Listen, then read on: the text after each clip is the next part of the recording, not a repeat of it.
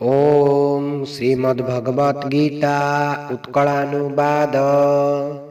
ओम श्री परमात्मे नमः। पंचम अध्याय कर्म संन्यास योग। अर्जुन उवाच हे कृष्ण कहिले आद्य रे कर्मे संन्यास भाव पुनश्च कुहन्ति करजे सदा निष्काम जोग। दया करी तेबे कुहन्तु दुई मध्यरु श्रेय मोर पाई किए होइब प्रभु नंदतनय। श्री भगवान उवाच कर्म त्याग कर्म क्रिया जे दिए भवु मुक्ति कर्म क्रिया सदा उत्कृष्ट जान हे कुरुरथी। न दिए जे दोष न करे घृणा कर्म फल से नित्य सन्यासी जानिब मुक्त मोह संसार। कर्म त्याग कर्म जोग जे दुहे नुहन्ति भिन्न अज्ञानी भावन्ति पृथक ज्ञानी भावई सम। ज्ञान कर्म जोगे मिलई सदा एकई फल जिए देखे जाने समान सिए ज्ञानी प्रवर। कर्म जोग बिना संन्यास नुहे जे फल प्रद कर्म जोग युक्त मनीषी ब्रह्म करे प्राप्त।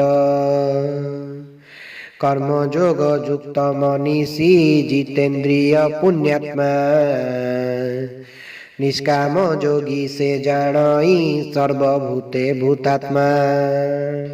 दर्शन श्रवण स्पर्शन श्वास प्रश्वास क्रिया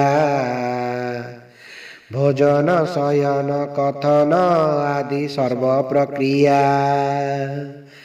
ज्ञानेन्द्रिय कर्म इंद्रिय द्वारा परिचालित।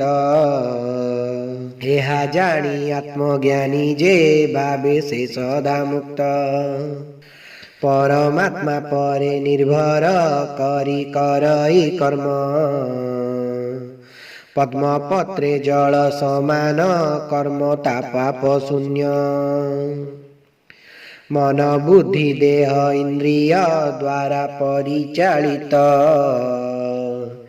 कर्मर आसक्ति छाड़ीण जोगी कर्म रे रत।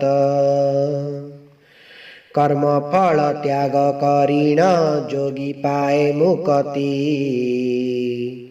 अन्यथा कामना बंधने पड़ी पाए अशांति। कर्मर संन्यास आचरी जितेन्द्रिय मनीषी किछि न कराई न करी रुहे सदा प्रशांति। न करे अबासे कराए कर्म देहस्थ आत्मा गुणागुण धारी स्वभाव दिए कर्म प्रेरणा।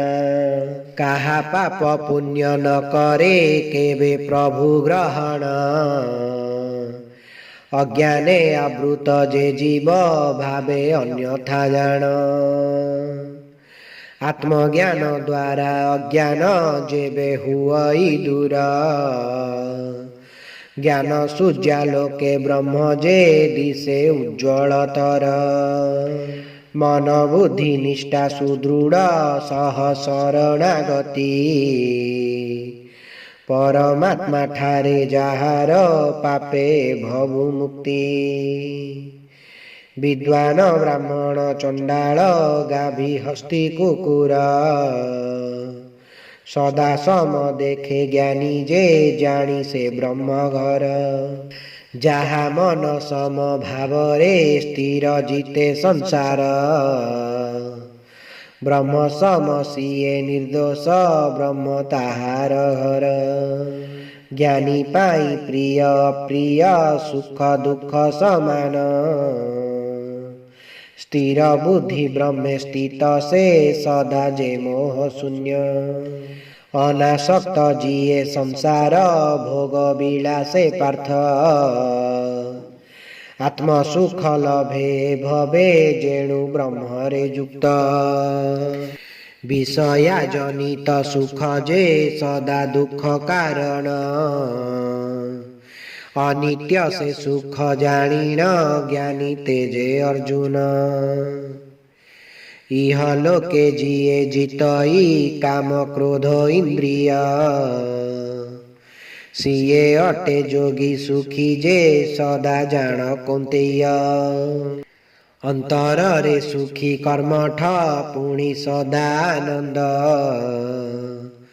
ପରମ ଯୋଗୀ ସେ ଅର୍ଜୁନ ପାଏ ସଚିଦାନନ୍ଦ ନିଷ୍ପାପ ସଂଶୟ ବର୍ଜିତ ଏକନିଷ୍ଠ ସଜ୍ଜନ ପରୋପକାରୀ ଯେ ହୋଇଲେ ମିଳେ ବ୍ରହ୍ମ ନିର୍ମାଣ କାମ କ୍ରୋଧ ଜୟୀ ସନ୍ନ୍ୟାସୀ ଜିତେନ୍ଦ୍ରିୟ ବିଜ୍ଞାନୀ ପରମ ବ୍ରହ୍ମ ଲଭେ ଉଭୟ ଲୋକେ ତେଣୁ ସୁଜ୍ଞାନୀ ବାହ୍ୟେନ୍ଦ୍ରିୟ ସୁଖ ଛାଡ଼ିଣ ଦୃଷ୍ଟି ଭ୍ରୁ ମଧ୍ୟ ରଖି ନାସାସ୍ଥିତ ପ୍ରାଣ ଅପାନ ବାୟୁରୁଧିଣ ଯୋଗୀ କାମ କ୍ରୋଧ ତ୍ୟାଗ କରିଣ ମନ ବୁଦ୍ଧି ଇନ୍ଦ୍ରିୟ ଜୟ କଲେ ପାଏ ମୁକ୍ତି ନିଶ୍ଚେ ଜାଣ କୌନ୍ତେୟ ମତେ ଜାଣେ ଯିଏ ସମସ୍ତ ଯଜ୍ଞ ତପସ୍ୟା କର୍ତ୍ତା ସମସ୍ତ ଲୋକର ପ୍ରଭୁ ଯେ ସର୍ବ ପ୍ରାଣୀଙ୍କ ଭର୍ତ୍ତା ଉପକାରୀ ପ୍ରିୟ ସୁହୃଦ ସଦା ମଙ୍ଗଳକାରୀ ଭବ ଦୁଃଖ ପାଏ ସେ ମୁକ୍ତି ଶାନ୍ତି ହେ ଧନୁର୍ଧାରୀ ଇତି ଶ୍ରୀମଦ୍ଗୀତା ଉତ୍କଳାନୁବାଦ कर्म संन्यास जोग नाम पंचम अध्याय समाप्त।